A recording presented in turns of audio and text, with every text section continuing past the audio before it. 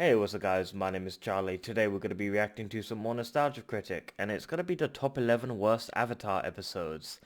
Oh boy, this is going to be a treat. Why can't it be the top 11 best Avatar episodes? But no, of course, we've got to be treated with the worst. Now, to be truthful, I don't really remember the Avatar TV series that well. Unfortunately, I've forgotten most of it, but to tell you the truth, the only thing that I remember is The Last Airbender, the damn 2010 movie, wherever it was. Oh, dear God, no, that movie was arse. Yeah, yeah, I believe we did a Nostalgia Critic reaction video to that. And it was what you would expect. But no, that's the only thing I remember. Unfortunately, the horrible movie has drowned out the light, and that's what's happened. Is that terrible goddamn movie has left a scar on my soul that can't be removed. But yes, this is going to be the top 11 worst Avatar episodes, and unfortunately I can't remember anything about the TV series. It's been a long time, so uh, let's see what Nostalgia Critic has to say about it, shall we? Let's go.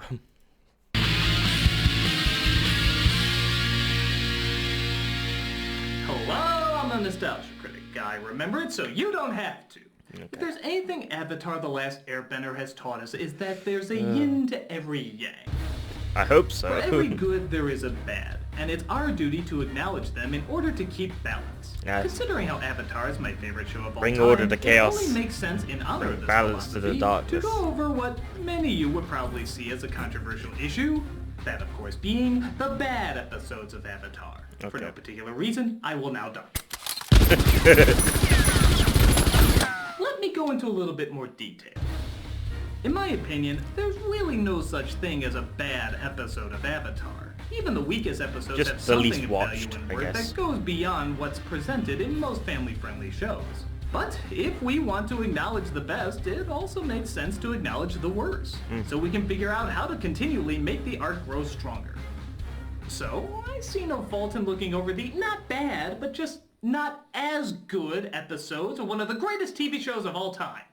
Critic, are you sure that's wise? Look, we're all adults and we're going to talk about this in an adult way. So what's the problem? Just that when people see the word worst in the title, they might think the wrong thing. Well, that's technically what it is, isn't it? The worst of the best? I'm not afraid of a bunch of fanboys and fangirls, especially for a franchise I love so much. Okay. Shame your life had to end this way. Yeah, you got I'll be some. fine, thanks. So, without further ado... Do you mind? I can hear you all the way in here. That's an even bigger shame. Shut up! Like I was saying, we're gonna look at the top 11 not as good episodes of an all-around great There's series. always bad Top episodes 11, in a TV because series. I want to go one step beyond. So, sit back and enjoy the top 11 technically worst episodes of Avatar: The Last Airbender. He's gonna get roasted for this.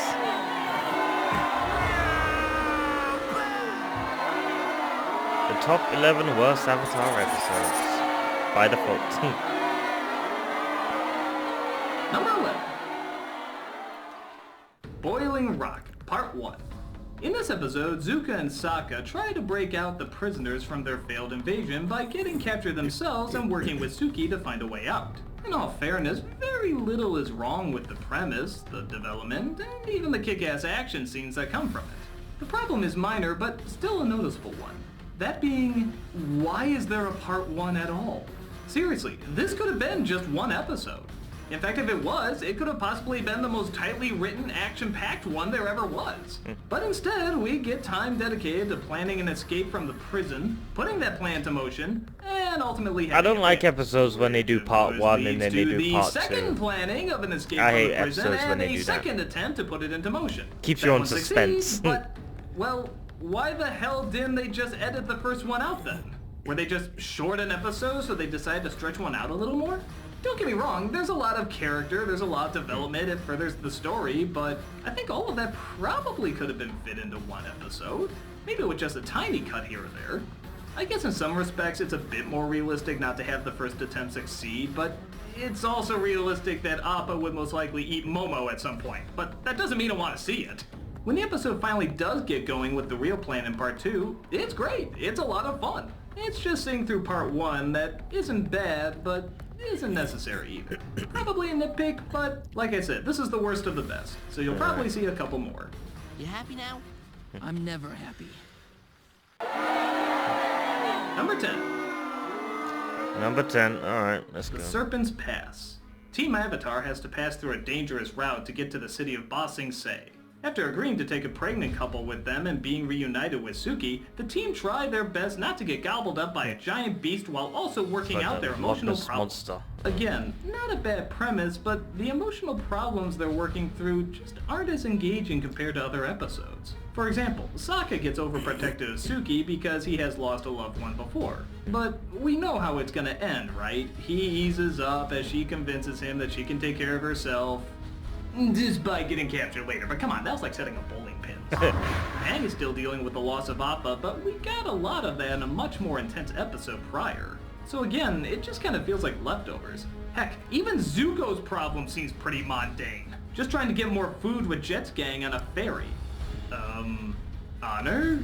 Not that these are bad problems to focus on, but when you combine them all together and also throw in a mother giving birth, it's just kind of a slow one. Even the serpent, compared to all the other great designs they've had on the show, is not Definitely reminds especially me of that the Loch Ness memorable. monster. I mean, what was the combination of do you animals call it, in that Nessie? one? The dragon from Zelda 2 with a novelty map? By no means awful, but even as the slower episodes go, this one just felt really slow. I guess if that was the intention of the episode, it definitely worked. Nothing major. Alright, okay. Number Number 9. 9. Jet. Jet. Fresh off the last episode, Jet has a great moral with a great payoff, but kind of a less than thrilling character to do it with. Jet on the surface seems interesting enough. He's like a young Robin Hood trying to teach the Fire Nation a lesson, but goes too far when he tries to take out innocent civilians. This creates some interesting baggage for the character, but for the most part, he's just kind of a good-looking thief. He's there to throw another wrench into Aang and Katara's romance and mostly just be a Good, looking fool. bad, It's I'm the not that he man with has the gun. no character, it's just not very much. Again, by Avatar standards. It's not that he's annoying or unpleasant, it's just we've seen the good-looking hero who it turns out is not the hero and has a stubborn side that's just never going to change. Most of us know it's coming and we're just kind of waiting for it to take its course. While the moral it teaches about innocents caught in the crossfires of war is certainly a strong one, I do wish Casualties there of was a war. slightly better character to get it across with. If he was even more memorable, maybe this could have been an even bigger deal. The kid equivalent of Magneto or something. As is, he's not bad. But like the episode proved, he's certainly not everything he was built up to be. Doesn't seem fair, does it? Number 8. Number 8. Cave of Two Lovers. The Cave of romance Two on Lovers, Avatar okay. has always been one of the weaker points. At least for Aang and What's that? Katara. Two caves come It's together. not that I can't see them together, it's that we have to go through a lot of the same cliches we've gotten in other romances where they'll always be overly awkward, which leads to a misunderstanding, which leads to them being angry at each other, and of course, leads to them both realizing they were wrong. Say directed by Gary Marshall, and we got a wrap. In this episode, we go through most of that in a setting called the Cave of Two Lovers. On the one hand, I'm kind of glad all the romantic comedy cliches were kind of gotten out in this one episode. But still, I don't think you needed them to begin with. Falling in love is interesting enough without having to feel you always have to throw in this constant bickering. This continuing formula of the couple that argues all the time but then somehow gets together in the end. I mean, why does there have to be so much bickering in so many romances? Don't they know that's what marriage is for? Hey, We all oh know boy. they're going to get together, so I never Isn't it got sort of why like they a tried to drag it out as long as they sort of did. sign of They love? can get together early Two on. people There's arguing. nothing wrong with it. Have them be a couple afterwards. Work through relationship stuff that would happen after you decide to be a couple. Come on, there's other areas to go with this. And granted, it's not Office bad, but it has those romantic comedy trademarks that Avatar just seems to be above. But still, when a nice scene does play out, it does seem legitimately nice, and we do see Sokka deal with this world's interpretation of, well, hippies. So it's by no means a loss. Hippies. But I think this couple can definitely be strong enough without the Julia Roberts tropes. And God help you if you actually make Katara laugh that way. Number 7. Number 7. The Water-Bending Master. After making their way to the waterbending Northern master. Water Tribe, Katara is horrified to discover that they don't teach women and girls how to fight, but only how to heal. So she faces off with the prejudice of Aang's new master to show sisters are doing it for themselves. I never know how to feel about episodes like this. On the one hand, yeah, there's always going to be people or cultures who are going to be prejudiced about anything. Gender, race, appearance, whatever. So it makes sense to stand up against that. On the other hand, isn't the message done better if instead of preaching about what you want to see, you just show it? Growing up as a little boy, I always loved Gosalyn from Darkwing Duck and Babs from Tiny Toons. I didn't care that they were girls, and that's because the show didn't care either. They were just funny characters that were part of the group, so I never had any problem with them. However, when the trope of girls proving they can do what boys can do comes in, I always feel like it's making the character more a statistic than a person. And Katara is definitely not that. Neither her gender nor any prejudice against her was her identity, so this plotline didn't seem especially needed. As a kid, if the people in the world you love accept something, it's more likely you're gonna accept it too. But, again, on the other hand, we do know all this bullshit does happen in the world, and there's always going to be idiot douchebags out there who enforce it, so it's probably good to be prepared for it, right?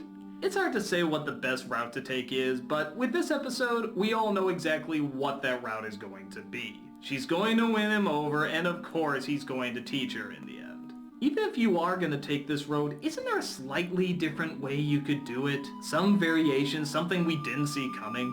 Oh well, we did get some great waterbending action, great shots of the city, and hey, it's still these great characters being great characters. I guess all I'm looking for is a little bit more variety in the message, or at least the teaching of the message. But again, I still got to see Katara do what Katara does, Teaching and of the it's pretty message. awesome. So I can't complain. Wax too on, much. wax off. You can't knock me down. Go, Katara! Number 6. Number 6, paint the fence. Sokka's master. This actually ties into the same argument I had with the last one, only this time it's a bit of a different prejudice. Sokka feels bad because he's not a bender like Aang, Katara, or Toph. Because of this, he feels totally useless. So he finds a master to teach him the art of sword fighting and being a great fighter. He even manages to put a sword made from a meteorite together. So now he never has to feel left out ever again. The strange thing about this episode is that through the previous seasons, they've tried to convince us Sokka had a point. And in my opinion, they succeeded. Sokka was more than just the comic relief. He was the idea guy, the one who thought out of the box, the one who at times could be a little too nutty, but always came through with what he needed to come through with. He even already had a weapon, his trusty boomerang, and we all associated it with him. So the idea of acting like he had no part in everything that was going on didn't seem necessary. He was important, not just for laughs, but for strategic planning. And he was good at it. Great even. So this whole episode about him trying to feel redeemed and valuable didn't really pay off because we already thought he was. Again, it's drawing attention to a prejudice you probably weren't prejudiced against and possibly didn't even know was a thing. Sokka's fine, no improvements needed. It's almost like the creators were anticipating a backlash for him that, as far as I know, never came. Who can't love Sokka? Sokka's great. Never change for anyone, big guy. Keep it real. Water Tribe.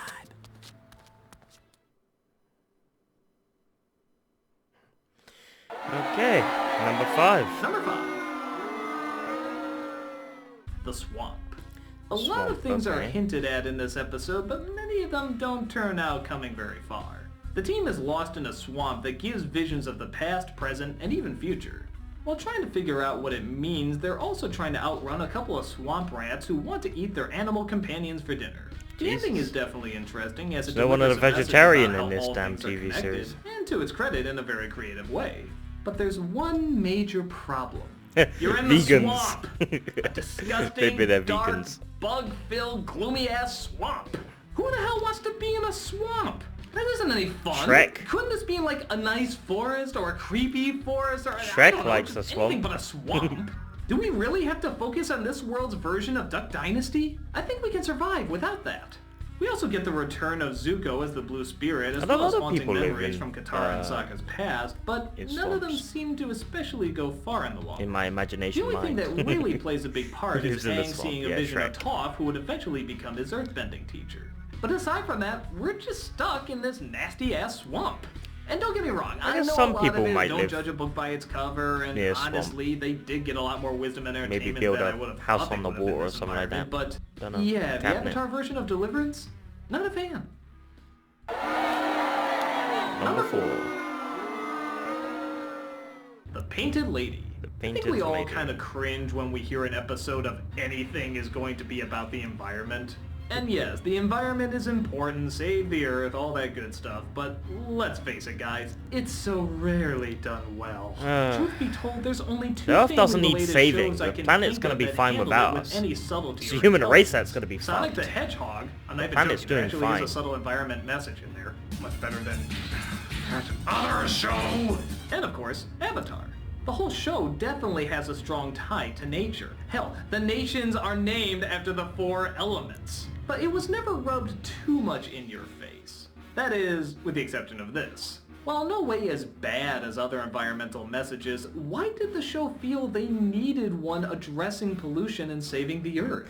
We The don't show's pose a already threat to kind of Mother been doing Nature. that with its Mother subtlety, Nature. hasn't it? Qatar is Trust concerned me. because while they're not If supposed this to Earth interfere wanted with us the Fire gone, Nation it would have yet, wanted the us village gone. is starving and losing their home to pollution. So she disguises herself wipe as us the away spirit with a of the disease river or known as something. the Painted Lady to feed and heal all those who need it. It brings up a good debate on how far does one go before interfering with other cultures, but like many of you, when you see a big bad factory spewing sludge and young kids who control the elements try to help, I only think of one thing. Oh boy. Wind! Water! What the fuck is that? Again, as most environmental episodes of family shows go, this one is not honestly that bad. But compared to what the rest of the show had been naturally giving us all this time, this one's just a hint too obvious. Yeah. You wouldn't mind keeping that a secret, by the way, would you? No problem. Number 3, Number 3. The Headband. The Headband. Now I'm just gonna say it, Avatar. Footloose. Really? Hmm. Of all the movies for Avatar to joyfully rip off, we get a bizarre version of Footloose? Why not? Fuck it. Footloose? Aang and the Maybe gang Kevin have to sneak Bacon's through in the this. Fire Nation dressed as civilians. But Aang gets picked up by a school, and sure enough, he's now getting an education. The only downside is the kids aren't allowed to have fun. Oh, of What to course. do? Throw a party inviting all the kids and show them it's okay to enjoy yourself, be silly, What was and that? of course, What's that even game? dance. Fallout Part 3, of me Tiny really Town or laughs something. that Everyone's this kids episode and even exists. they're all acting like I mean, adults. Lord, Avatar does That's what it's Footloose. like. It's just so strange that you know the creators of this just had to do it. But play the Footloose dude, music this is over the the scene. second episode of the last season, and the last one was pretty heavy. This is the follow-up we're given?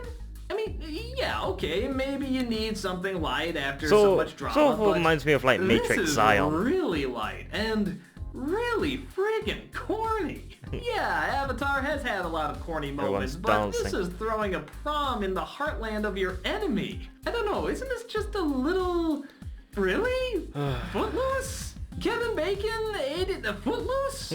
On top of doing the obvious follow your dreams message, it does give us a nice chance to see again that not all the Fire Nation is made up of evil foot soldiers. There are normal people with normal kids, and unlike the ones before, we get to live a bit of that gentleness rather than just see it.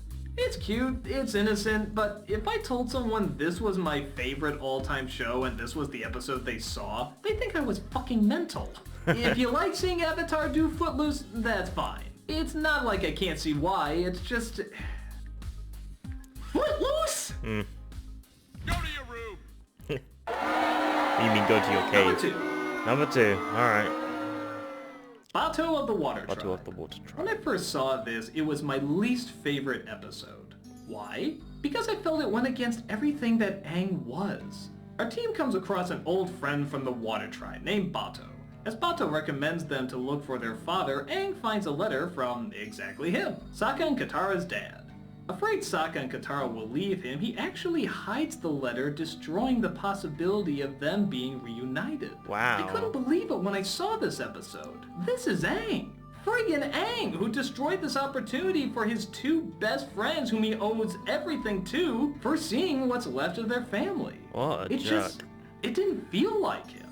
I know he's a kid and kids make emotional mistakes, but they've established him as being Maybe out smart of and fear. sensitive. He grows up in an environment that is nothing but this. Did it out of With fear, everything that so- Aang's character seemed and what he was taught, this just didn't seem like him. It seemed downright alien. Even Sokka and Katara seemed a little harsher than usual, but to be fair, it's kind of hard to blame them. This was a pretty big deal. Now, with that said, there are a lot of good elements looking back on it again. We got to meet June the bounty hunter, there was still some awesome fighting, and this it is the does, way. I guess, cement them as a Sorry, the family unit. Mandalorian just got It's popped the in my only head. time, though, I've ever seen this character not feel like the character. Which, I suppose is good, seeing how lots of shows make that mistake often, and this one only slips up once. Some good fighting, and still an overall good message, but, man, I will never get that choice. Okay. And the number one The worst number episode one of... cherry Who are on you kidding? top. You know it's The Great Divide. The Great Divide, okay. Yep, the universally hated episode by practically every Avatar fan. It Okay. doesn't connect much to the grand Yes. story, it doesn't further much character, and it's considered by many to be a complete waste of time. So, is it really as bad as all that? Well, let's take a look at the setup. Two feuding tribes find they have to cross through a canyon called the Great Divide, and Aang decides to help them through it. Trying constantly to be the peacekeeper, all the tribes can do is bicker, complain, shout, yell, and blame each other for everything. Sounds like my And life. I hope you're a fan of that because that is literally what takes up the majority Sounds of like the my episode. relationship. After listening to, Just I kidding. don't know, 24 minutes of this, Aang finally lets them know that their feuding was all I'm gonna be based sleeping on on the focused couch history. tonight. That this great big warring feud was actually I don't have a based on couch, two so little kids fighting over a touche. ball. There's That's no actually a couch pretty funny back there. idea. The tribes decide there's no reason to hate each other, and that the honor they were fighting for can be reached if they all decide to forgive. The catch? Aang is a fucking liar. You could call it lying. What? I made the whole thing up. You did not. That is so wrong. Now where's that custard tart? And good lord, remember how we talked about breaking character in the last one? Where in the peaceful airbending philosophy of balance and truth does it say just make shit up? If you can't find the best route, just lie about it. Yeah, Come why on, not? Don. So, not only do you have an episode that's mostly complaining and arguing, even among the main characters, but Sometimes you a also myth have is what would powerful have as been the a clever truth. message about prejudice reduced down to if someone's a racist, lie your ass off. Sheesh, we could have had something if Aang just stopped talking and the two separated, but straight up making up a story explaining years of real hurt? This is a weird message they're trying to convey. I'm not even sure what you're supposed to take out of it. Sometimes lying is good, the needs of the short-term solution outweigh the needs of the long-term solution, the truth will set you free only when it's convenient. This episode was so hated that even in the series recap, they act out the scene pretending like it never happened. Look, it's the Great Divide, the biggest canyon in the Earth Kingdom. Let's keep flying. It's clunky, it's misguided, it's confused. Much like the Great Divide, it's a great mess. Let's keep flying. But even with that said, I still don't think it's a bad episode. Because I still stand by that there are no bad episodes. Even at its weakest, Avatar was fantastic. Because no matter what, it always had great characters, great story, great animation, and the ability to take children and adults 100% seriously. It's a show unlike any other we've ever seen. Yes, there's a lot of things that aren't good in The Great Divide, but the animation is still great. I still like following these characters. I still like hearing their performance. I still want to see where the story is gonna go. That's the incredible whole that the show has. Even when it's not great, there's still great things in it. And that's why Avatar will always be one of a kind. Oh boy. And seeing this is all about keeping the grand balance, it only makes sense next week to do the top 11 greatest Avatar To episodes. save your ass. There. Will that calm you the fuck down? Yeah. I don't know, Critic. There's still 2 minutes left in the time bar. Something could still go wrong. Yeah, like there's somebody out there who could possibly do something bad to you. Oh, yeah. What are people gonna do? Complain on message boards? Write mean comments? Show me one person who'd actually be crazy enough to cause me physical harm because of this list. Oh, who's it gonna be?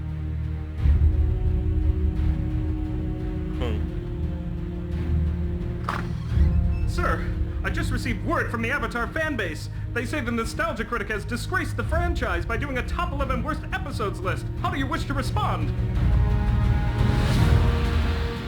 Tell them I'll be arriving in 1 week's time. And I look forward to winning back the fanbase. Forever. Yes, sir, Dante Bosco.